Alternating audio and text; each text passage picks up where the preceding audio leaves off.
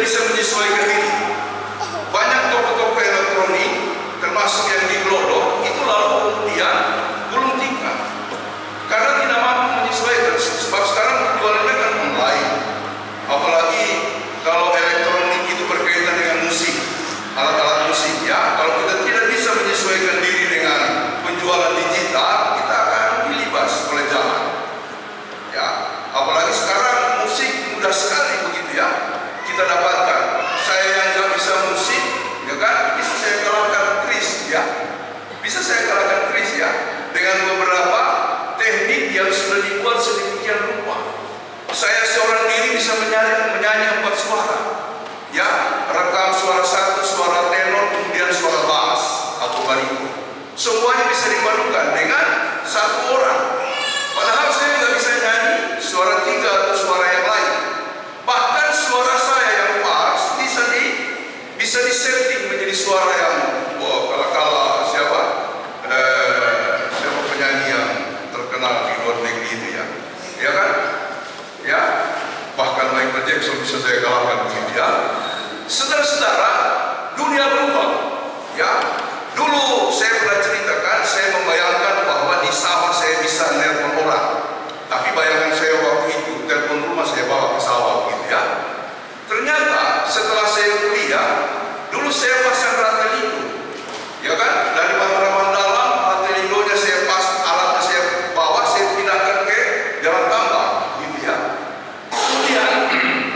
Kemudian tidak lama sesudah itu saya dapat handphone dari Pak Eri Tamalati ya kan, Nokia yang kalau dilempar sama anjing gitu ya, Nokia besar itu ya. Itu ya sekarang sudah canggih begitu ya, sudah canggih sampai saya kemudian membayangkan, coba nanti kalau saya punya handphone yang bisa dilipat.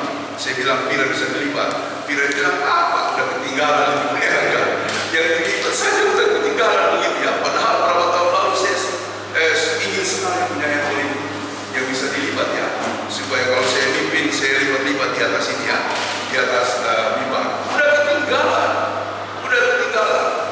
Bahkan pernah saya cerita, dunia lalu lintas di kemudian hari tidak lagi akan diramaikan oleh mobil-mobil di atas jalan ya kan.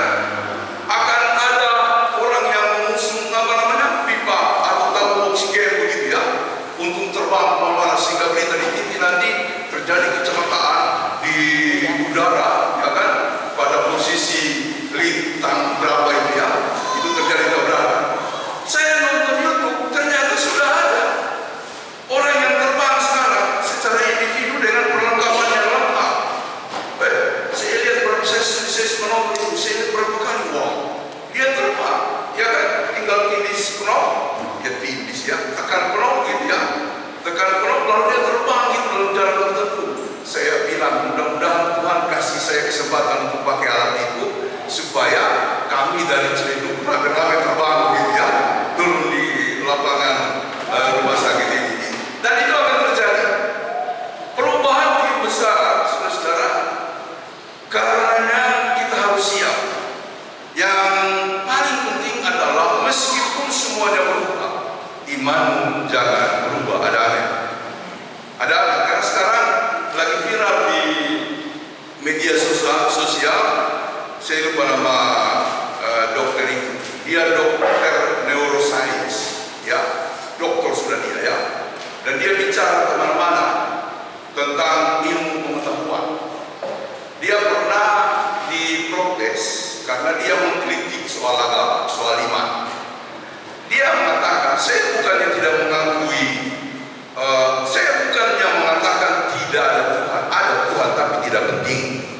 Coba ya, itu mirip-mirip filsuf Bertrand Russell yang menulis buku berjudul Why I'm Not a Christian. Mengapa saya tidak menjadi seorang Kristen? Karena menurut dia tidak penting.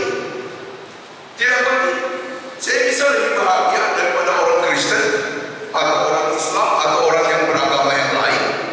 Saya bisa lebih sukses dari mereka. Saya bisa melakukan apa yang bahkan melampaui apa yang mereka lakukan.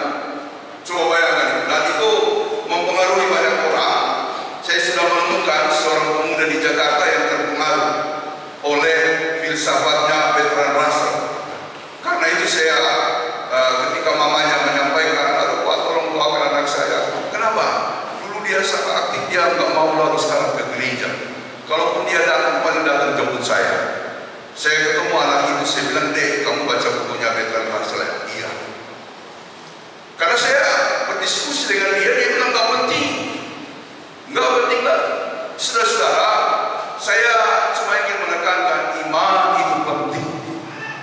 Karena keselamatan kita tidak bisa diproyeksikan oleh ilmu pengetahuan atau sains.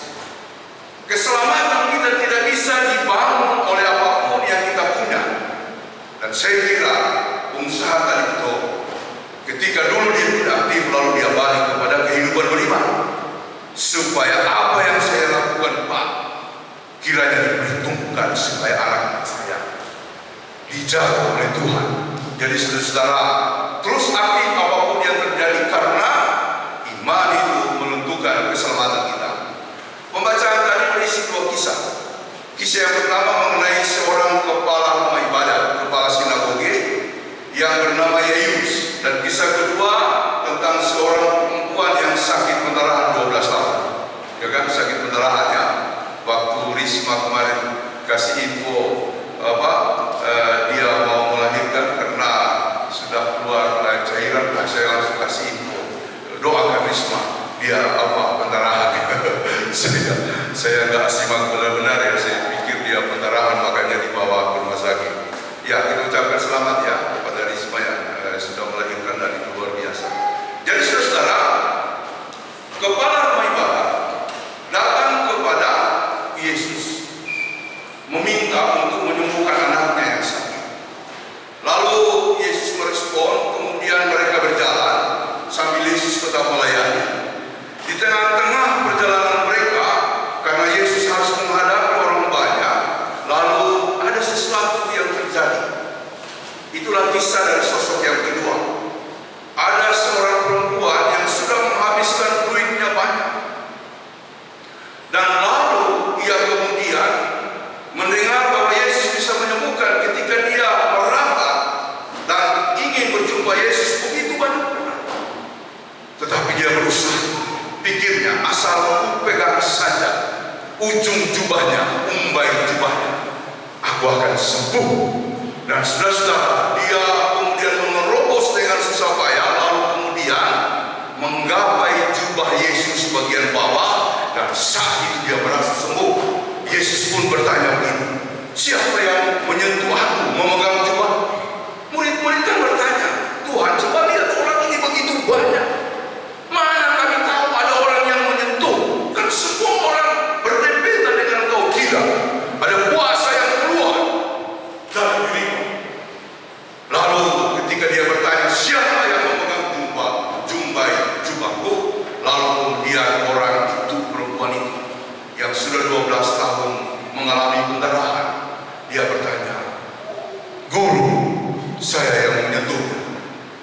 Tentu dia minta maaf, dan barangkali dia minta ampun. Dan karena itu Yesus mengatakan, "Imanmu telah memulihkan." Saudara, saya membaca sebuah refleksi. Di dunia ini setiap minggu orang berjuta-juta beribadah. Tetapi adakah kita sungguh-sungguh beribadah? Datang dengan perasaan yang serius. Serius dalam arti sungguh-sungguh. Kemudian berkata, "Tuhan, aku ingin menyentuhmu. Aku ingin menggapai engkau." Karena banyak orang seperti orang yang mendesak-desakan itu tapi tidak mengalami apa-apa. Dan saya percaya setiap kita yang datang dengan kesembuhan, Tuhan akan melihat dia menggapai kuasaku mengalir kepadanya. Jadi jangan abaikan soal doa seperti ini, ibadah-ibadah sekecil apapun itu. Kalau kita datang dengan sebuah kerinduan yang besar seperti perempuan tadi, kuasa Tuhan akan mengalir. Ada amin. Jadi mari membingkai kehidupan ini. Yang kedua, Bapak Ibu, setelah itu dia terus berjalan, tetapi dalam perjalanan banyak orang atau beberapa orang dari keluarga si bapak pemimpin rumah ibadat itu, atau si bapak